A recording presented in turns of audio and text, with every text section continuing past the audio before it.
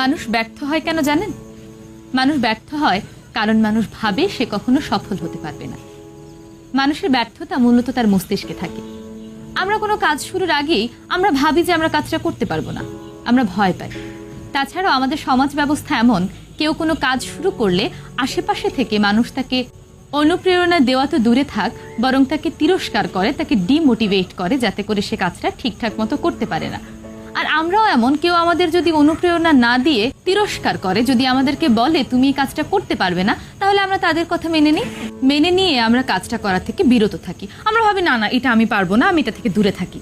এই যে যখন আপনি বললেন আমি পারবো না, যখন আপনি আপনার মস্তিষ্কে ভাবলেন আপনি কাজটা করতে পারবেন না, আপনি মূলত তখনই ব্যর্থ। আমরা কাজটা করার পর যখন কাজটি হয় না, সেই ব্যর্থতা মূল ব্যর্থতা নয়, বরং আপনি যখন আপনার মস্তিষ্কে ভেবে নিলেন আপনি পারবেন না, তখন থেকেই আপনি ব্যর্থ।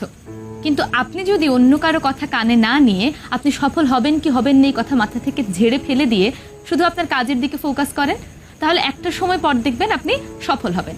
আপনি একবারে পারবেন না, দ্বিতীয়বার চেষ্টা করবেন, দুইবারে না পারলে তৃতীয়বার চেষ্টা করবেন।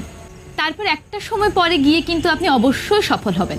এই যে আপনি একটা সময় পরে গিয়ে সফল হয়েছেন, আপনি মূলত তখন সফল হননি যখন আপনি চিন্তা করেছেন আপনি কাজটা করবেন, আপনি পারবেন, আপনি ঠিক সেই মুহূর্ত থেকেই সফল।